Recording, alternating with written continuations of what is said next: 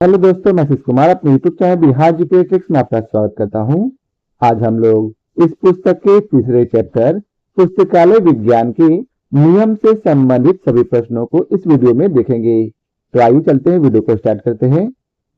आज का पहला प्रश्न है, निम्नलिखित में से कौन पुस्तकालय विज्ञान के चतुर्थ सूत्र का निहितार्थ नहीं है? तो याद रखेंगे ऑप्शन बी अर्थात ग्रामीण पुस्तकालय सेवाएं जो है यह चतुर्थ सूत्र का निहितार्थ नहीं है। आप लोग चाहें तो इसको विस्तार को पढ़ सकते हैं। अब अगला प्रश्न है, पुस्तकालय विज्ञान के 5 सिद्धांत प्रथम कब प्रकाशित हुए थे? तो याद रखेंगे 1931 में। अब अगला प्रश्न है, पुस्तकालय विज्ञान के कौन से नियम के अनुसार यह कहा गया है पुस्तकालय बढ़ता है और अंतरहीन बढ़ता है? उसका सही उत्तर ऑप्शन डी अर्थात पंचम नियम में कहा गया है। अब अगला प्रश्न है, पुस्तकालय विज्ञान का कौन सा नियम जिसे एस.आर. रंगनाथन द्वारा प्रतिपादित किया गया था और OCLC रिसर्च ग्रुप द्वारा जिसका पुनर्निर्वाचन करें के रूप में किया गया था? तो इसका सही उत्तर है ऑप्शन बी अर्थात बुक्स आर फॉर अस। आप लोग चाहें तो वीडियो के डिस्क्रिप्शन को पढ़ने के लिए वीडियो को पॉज कर सकते हैं।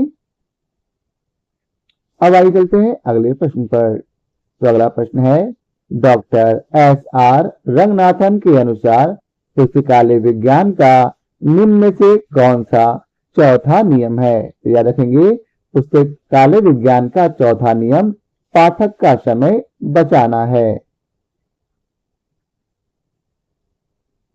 अब अगला प्रश्न है, खुले प्रवेश प्रणाली पहली बार किसके द्वारा शुरू की गई थी? तो याद रखेंगे खुले प्रवेश प्रणाली ब्रिटिश म्यूजियम के द्वारा पहली बार शुरू की गई थी।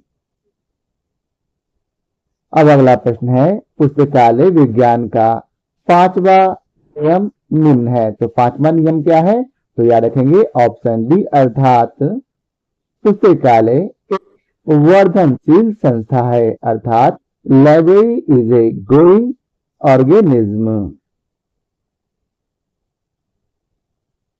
अब अगला प्रश्न है, पुस्तकालय अधिनियम की आवश्यकता पर पुस्तकालय विज्ञान का कौन सा सूत्र अधिक बल देता है? उसका सही उत्तर है ऑप्शन सी अर्थात द्वितीय नियम अधिक बल देता है।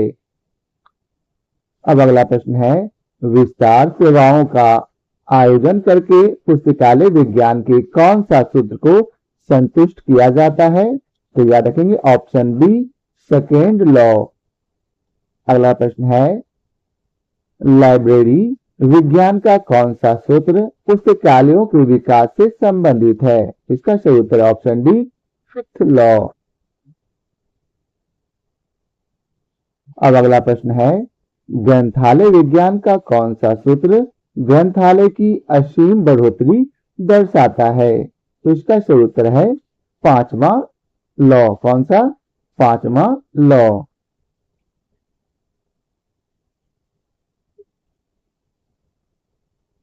अब अगला प्रश्न है, लाइब्रेरी साइंस के 5 कानून पहली बार प्रकाशित हुए थे। कब प्रकाशित हुए थे? तो याद रखेंगे 1931 में। कब? 1931 में। अब अगला प्रश्न है, पुस्तकालय विज्ञान का कौन सा नियम पुस्तकालय के कार्य घंटे पर जोर देते हैं? इसका सही उत्तर है चौथा नियम। कौन सा नियम? चौथा नियम। अब अगला प्रश्न है, एसर्शन रीजन से, जिसमें अभिकथन में बताया गया है कि अनुक्रमणीकरण तथा सारकरण सेवाएं पुस्तकालय विज्ञान के चतुर्थ सूत्र की पूर्ति करती है। वहीं तर्क में बताया गया है कि ये सेवाएं प्राथमिक पत्रिकाओं के स्थानापन्न है के रूप में कार्य करती है। तो इसका सही उत्तर है ऑप्शन ए अर्थात ए सत्य है। परंतु आर असत्य है। अब अगला प्रश्न है, पुस्तकालय विज्ञान के किस सूत्र को संतुष्ट करते हुए हम सूची पत्रक पर वर्णांक पेंसिल से लिखते हैं? तो याद रखेंगे पंचम सूत्र को।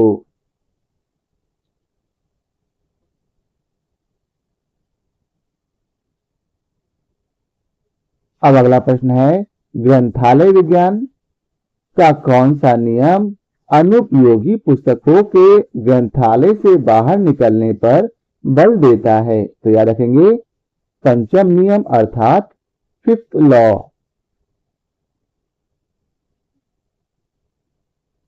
अब अगला प्रश्न है, पुस्तकालय विज्ञान के किस नियम में बाल एवं पीढ़ी के विकास पर बल दिया जाता है? तो इसका सही उत्तर है पंचम नियम में, किसमें? फिफ्थ लॉ में।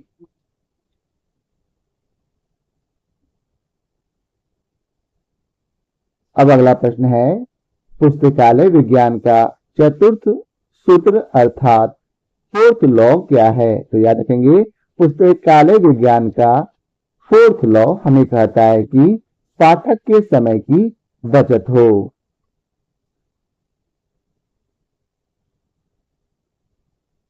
अब अगला प्रश्न है, अलमारियों तक की खुली पहुंच को पूरा करने में कौन योगदान देता है? तो याद रखेंगे थर्ड लॉ अर्थात तीसरा कानून।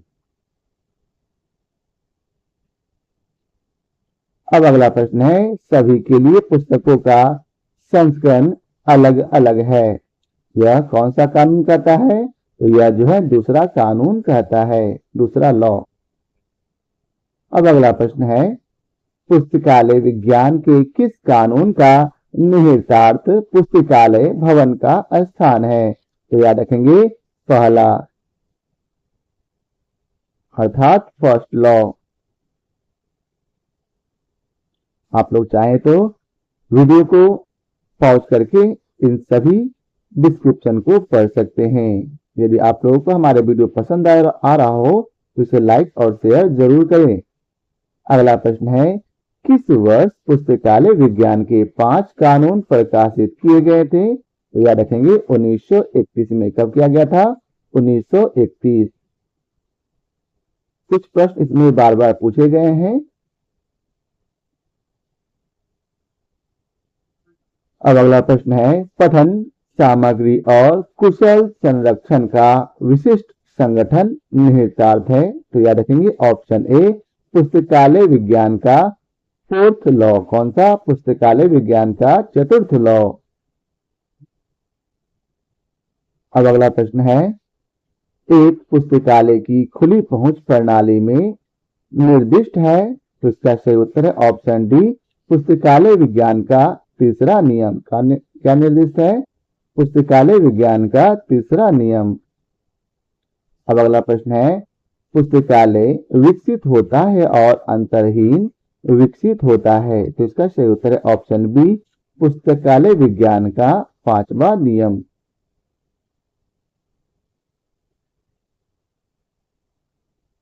आप लोग चाहें तो वीडियो को पॉज कर सकते हैं।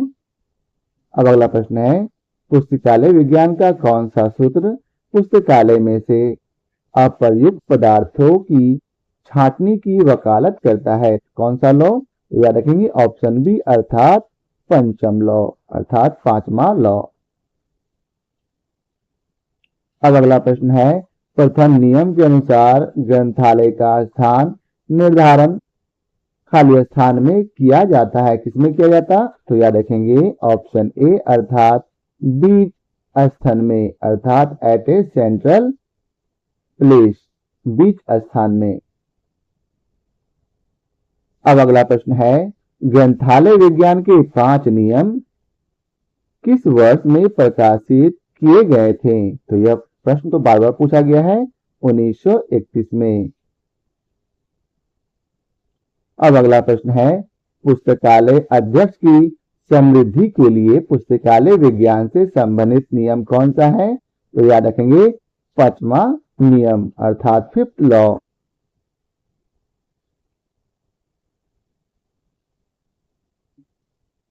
अब अगला प्रश्न है, पुस्तकालय विज्ञान का तीसरा नियम इससे संतुष्ट होता है। किससे संतुष्ट होता? तो याद रखेंगे, खुली अधिनियम प्रणाली से संतुष्ट होता है।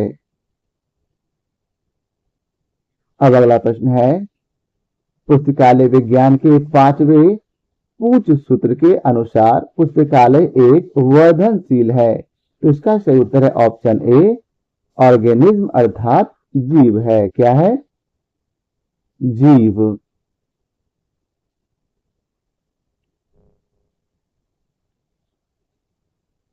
अब अगला प्रश्न है, पुस्तकालय विज्ञान के किस सूत्र में बालक एवं युवा विकास का संकल्पना का विवेचन किया जा चुका है? याद रखेंगे ऑप्शन सी, पंचम सूत्र में। किस सूत्र में?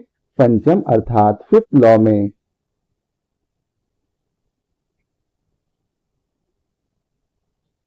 अब अगला प्रश्न है, डॉक्टर रंगनाथन के द्वारा प्रतिपादित पुस्तकालय विज्ञान का कौन सा सूत्र है जो बच्चों, दृष्टिहीनों एवं असक्षमों, कारीगरों, नवसाक्षरों, किसानों, मिल मजदूरों आदि को सार्वजनिक पुस्तकालय परिधि में लगता है? इसका सही उत्तर है ऑप्शन बी अर्थात द्वितीय सूत्र में। याद रखेंगे 2nd लॉ में। अब अगला प्रश्न है, पुस्तकालय विज्ञान के द्वितीय सूत्र का उप परिणाम है। क्या उप परिणाम है? तो याद रखेंगे ऑप्शन ए, सभी के लिए पुस्तकें। क्या है? सभी के लिए पुस्तकें। अब अगला प्रश्न है, पुस्तकालय विज्ञान का कौन सा आधारभूत सत्र जोरदार तरीके से पुस्तकालय संग्रह के मुक्ति प्रयोग की वकालत करता है? तो याद रखेंगे तृतीय सूत्र अर्थात 3rd लॉ। अब अगला प्रश्न है, पुस्तकालय विज्ञान के 5 नियम पुस्तक के प्रकाशन कौन है? तो याद रखेंगे ऑप्शन सी, मद्रास पुस्तकालय संगठन। कौन है प्रकाशक? तो याद रखेंगे मद्रास पुस्तकालय संगठन। अब अगला प्रश्न है, पुस्तकालय विज्ञान के द्वितीय सूत्र का उपसाध्य कौन है? तो याद रखेंगे ऑप्शन बी, सभी के लिए पुस्तकें। क्या है? सभी के लिए पुस्तकें। अब अगला प्रश्न है, अगले प्रश्न में आपको मिलान करना है, तो आप लोग लिस्ट को ध्यानपूर्वक पढ़ेंगे और उसका मिलान कर लेंगे। अगर आप लोगों का मिल गया होगा तो हम लोग आगे चलते हैं। अगर आपको और समय चाहिए तो वीडियो को पॉज करके मिलान कर लेंगे। तो इसका सही उत्तर है ऑप्शन ए। तो इससे अच्छा है कि हम लोग सबसे पहले इसके विस्तार को ही पढ़ लेते हैं। आगे दिया गया है कि ऑब्लिगेशन ऑफ द स्टेट, यह 2nd लॉ में वर्णित है। The self arrangement and catalogue, यह 4th लॉ है।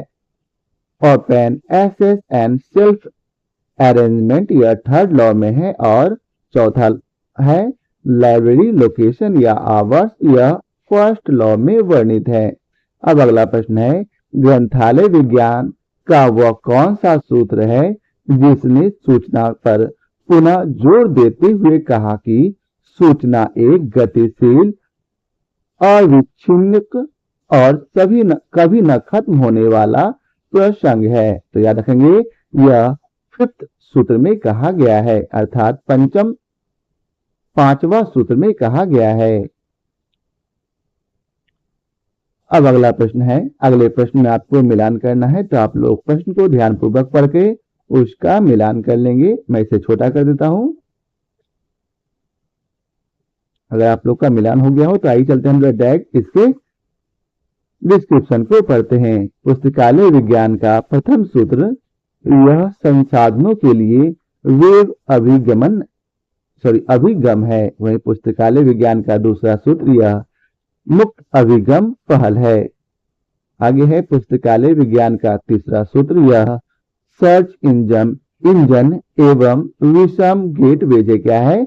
सर्च इंजन एवं विषम गेटवेज। और पुस्तकालय विज्ञान का चतुर्थ सूत्र, यह वास्तविक समय अभिगम है। अब अगला प्रश्न है, ग्रंथालय विज्ञान का कौन सा सूत्र भाषित करता है कि मानव बुद्धि एवं विकास के लिए सूचना एक मूलभूत निवेश है। तो याद रखेंगे ऑप्शन बी तृतीय सूत्र। अब अगला प्रश्न है, अगला प्रश्न में आपको अभिकथन और तर्क दिया गया है। तो आइए पढ़ते हैं अभिकथन को। अभिकथन में बताया गया है कि ग्रंथालय विज्ञान का प्रथम सूत्र ग्रंथालय उपयोग के लिए है कि सुकृति ने वर्तमान डिजिटल वातावरण में दूरगामी परिवर्तन लाया है। और तर्क बताया गया है कि ऑनलाइन अभिगम, मुक्त अभिगम, वर्चुअल संदर्भ इस स्वीकृति का परिणाम है। तो इसका सही उत्तर है ऑप्शन डी, अर्थात ए और आर दोनों सही हैं। याद रखेंगे इसमें ए और आर दोनों सही हैं। अगले प्रश्न में आपको फिर से मिलान करना है, तो आप लोग क्वेश्चन को ध्यानपूर्वक पढ़ लें और इसका मिलान कर लें।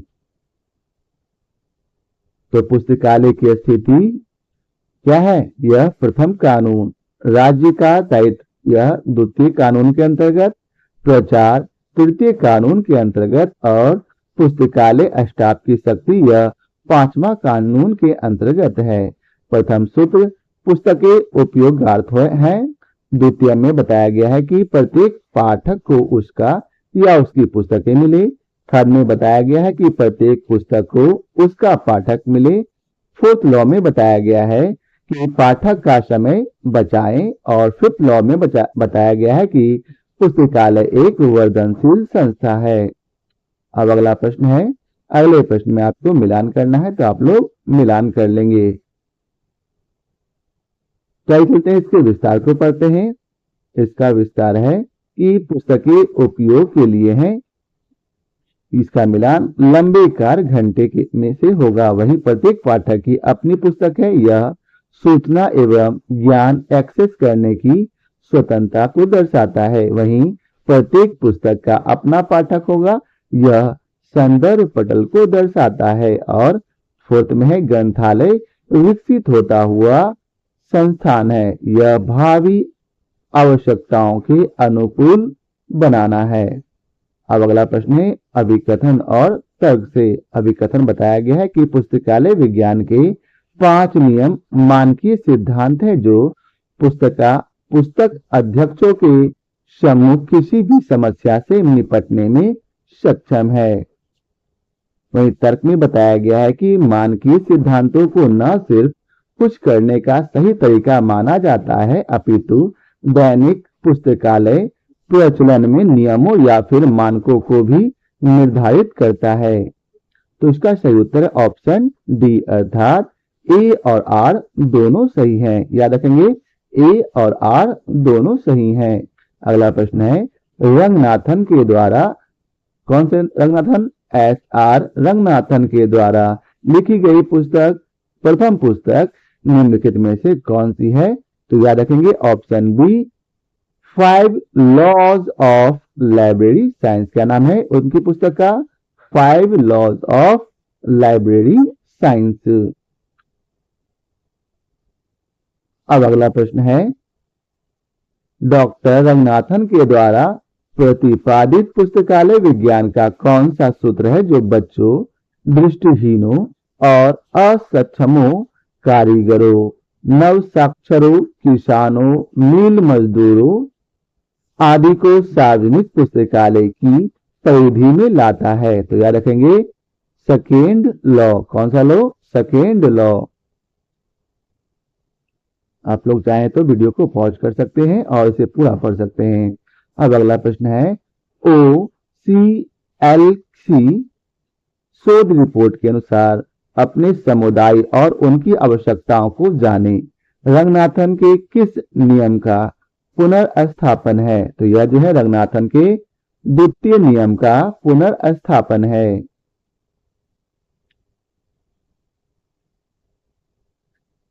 अब अगला प्रश्न है, अगले प्रश्न में आपको मिलान करना है, तो इसे आप ध्यानपूर्वक पढ़ लेंगे।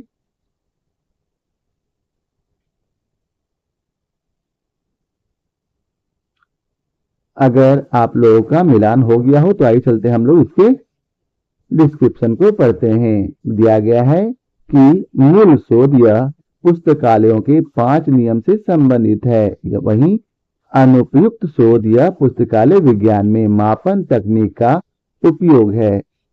कार्य शोध जेएनयू पुस्तकालय में पत्रिका संग्रहालय में लुप्तांश की समस्याएं हैं। और सर्वेक्षण शोध यह दिल्ली के पब्लिक स्कूलों में पुस्तकालय का उपयोग है। अब अगला प्रश्न है, पुस्तकालय विज्ञान के 5 सूत्रों में से उस सूत्र की पहचान कीजिए जिनको रंगनाथन ने अपने लेखन library science and scientific method में तुच्छ घिसी पिटी बात बताया था। तो याद रखेंगे यह फर्स्ट लॉ की पहचान है। अब अगला प्रश्न है, अगला प्रश्न आपको इंग्लिश में दिया गया है इसलिए मुझे इंग्लिश में पढ़ना पड़ेगा। According to S R. Ranganathan, if any conflict arises between the canons and or principles, it is resolved by an appeal to, तो याद रखेंगे option C, the first law.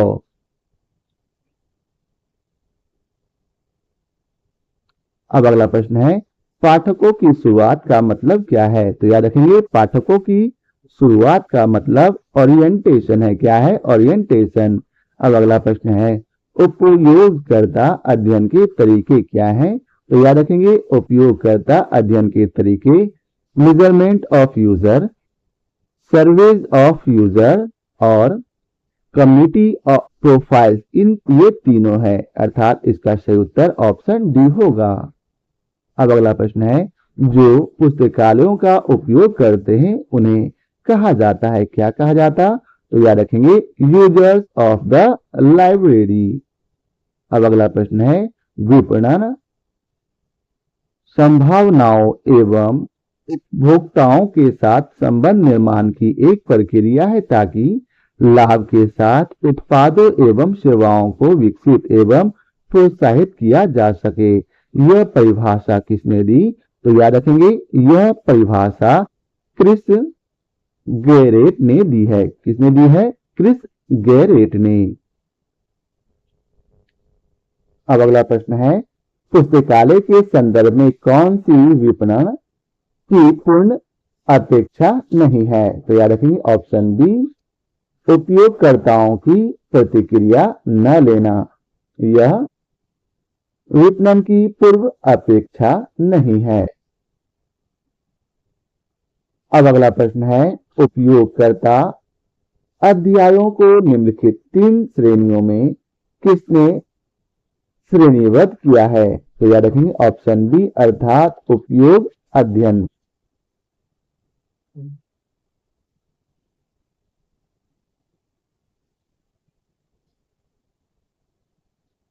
अब अगला प्रश्न है, उपयोगिता अध्ययन पर शोध के लिए केंद्र की स्थापना की गई।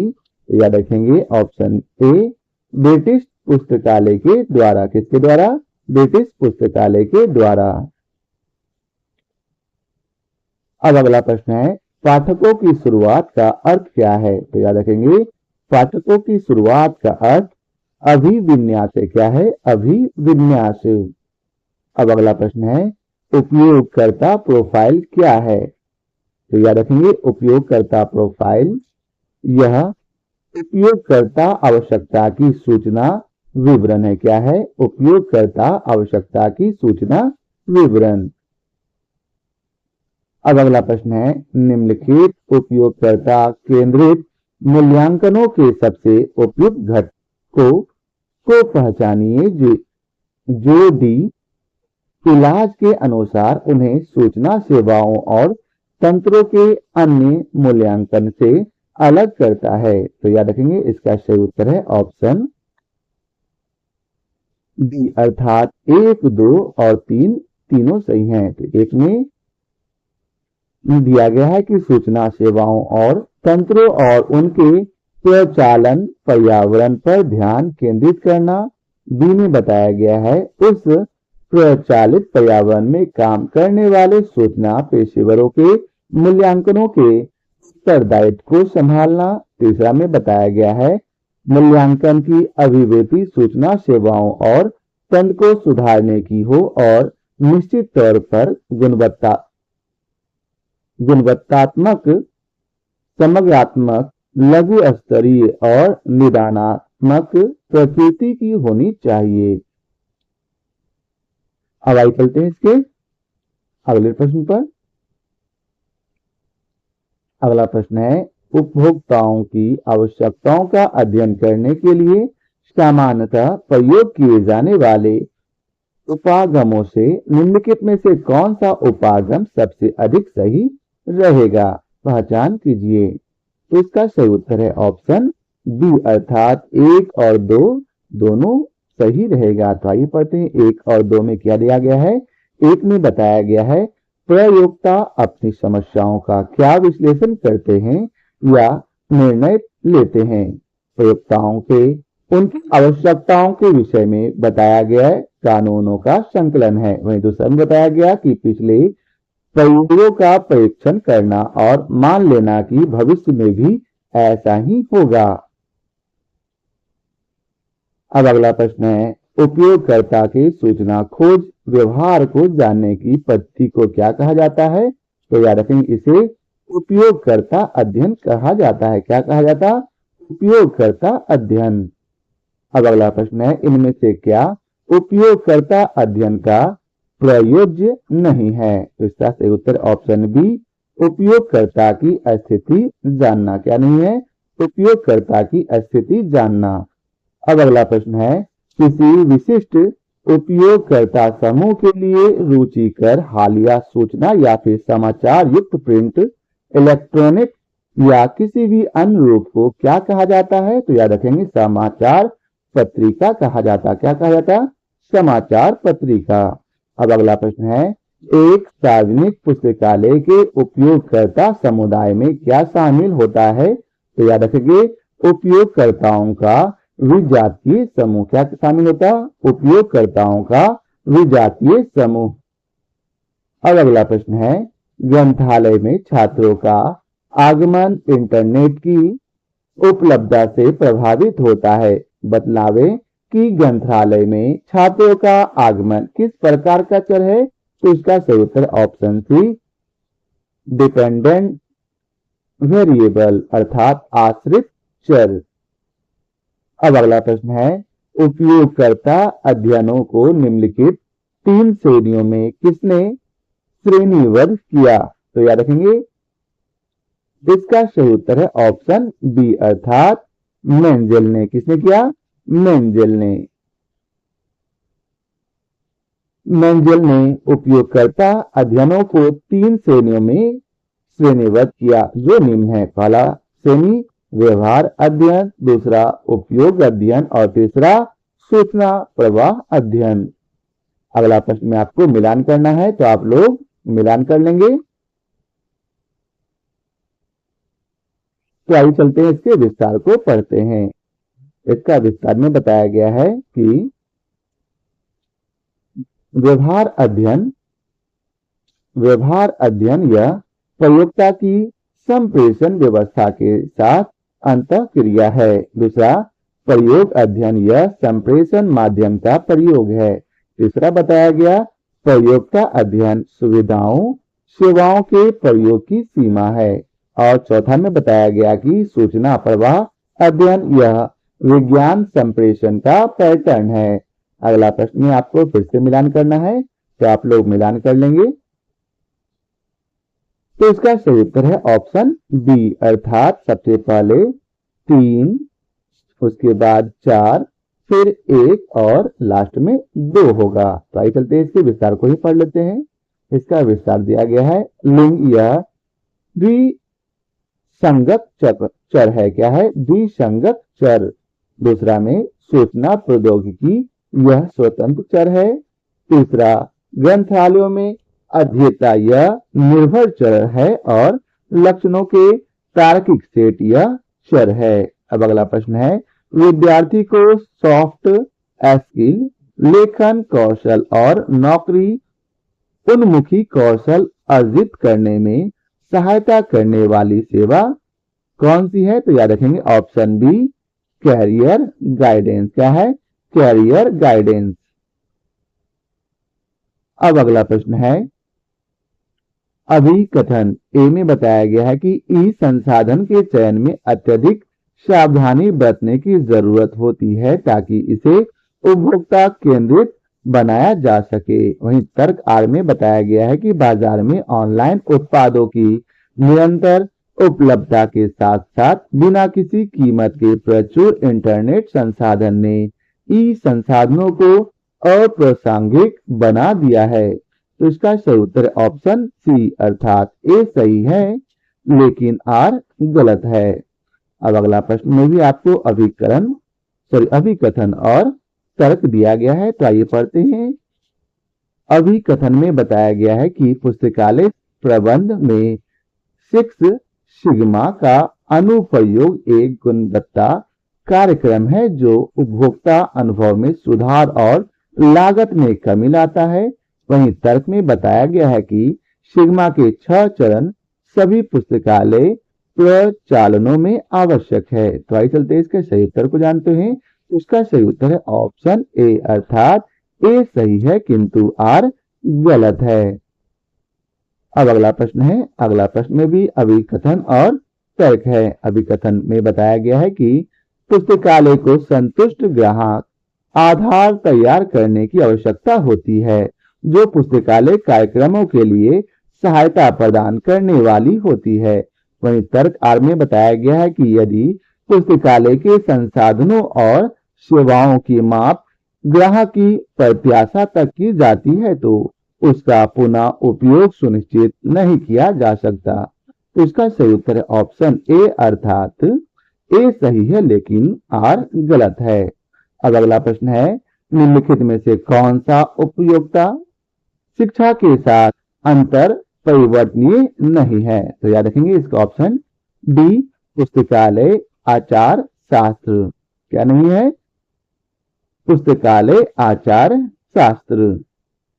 अब अगला प्रश्न है निम्न में से कौन सा प्रबलता का उपसूत्र से संबंधित है। तो याद रखेंगे ऑप्शन डी सूचीकरण क्या है, सूचीकरण।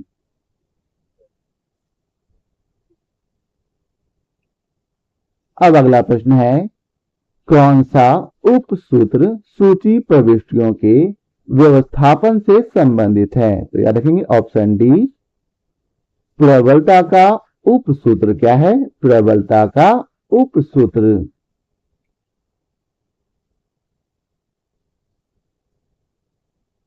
अब अगला प्रश्न है एस आर रंगनाथन के अनुसार जहां भी पंक्ति का दुर्विनीकरण किया जाता हो तो पदानुक्रम के उपसूत्र का उल्लंघन होता है। यह उल्लंघन जानबूझकर निम्न में से किस पूर्ति के लिए किया जाता है। तो याद रखेंगे यह उल्लंघन मितव्ययिता का सूत्र के पूर्ति के लिए किया जाता है अर्थात लॉ ऑफ पार्सिमोनी की पूर्ति के लिए किया जाता है। अब अगला प्रश्न है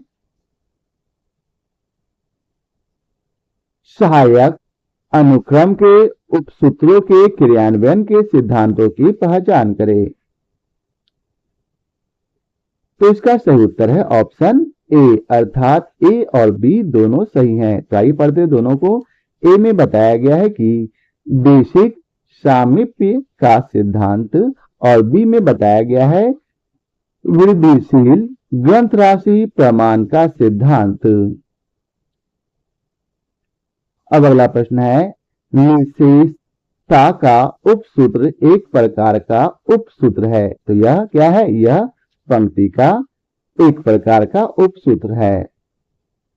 अब अगला प्रश्न है Delhi society for promotion of literary and cultural activities का गठन वर्ष खाली स्थान में किया गया था। कब किया गया था? तो याद रखेंगे 1875 में। कब किया गया? 1875 में। अब अगला प्रश्न है सहायक अनुक्रम का सिद्धांत किसका उपसूत्र है? तो याद रखेंगे यह वैचारिक सतह का सूत्र है अर्थात आइडिया प्लेन का सूत्र है। अब अगला प्रश्न है आइडिया प्लेन में कौन से कैनन का प्रयोग किया जाता है? तो याद रखेंगे इसमें अभिलक्षण का कैनन प्रयोग किया जाता है, अर्थात कैनन ऑफ कैरेक्टरिस्टिक्स का प्रयोग किया जाता है। अब अगला प्रश्न है, facet publishing is A division of, अर्थात पक्ष फैसेट प्रकाशन किसका प्रभाग है? तो इसका सही उत्तर है ऑप्शन सी, अर्थात chartered institute of library and information professionals का प्रभाग है। अब अगला प्रश्न है, निम्न में से कौन सा विशेषताओं के लक्षण उपसूत्र का नहीं है? तो याद रखेंगे ऑप्शन सी, सामायिक उपसूत्र। किसका नहीं है? सामायिक उपसूत्र का लक्षण नहीं है। अब अगले प्रश्न में आपको मिलान करना है, तो आइए आप लोग मिलान कर सकते हैं। तो इसका विस्तार बताया गया है कि अंतर फैसेट संबंध है SOB2 से, वहीं अंतर एरे पक्ष संबंध है X44OJ56 से।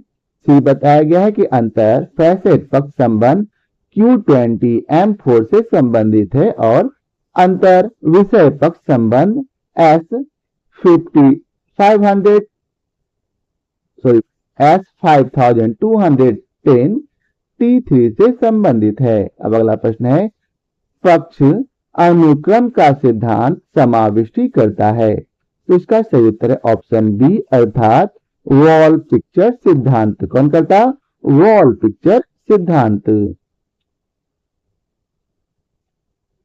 तो यह था आज के वीडियो का आखिरी प्रश्न। आशा करता हूं आप लोगों को इस क्वेश्चन इसका सही उत्तर है ऑप्शन बी, अर्थात 1, 2 और 3 तीनों सही हैं।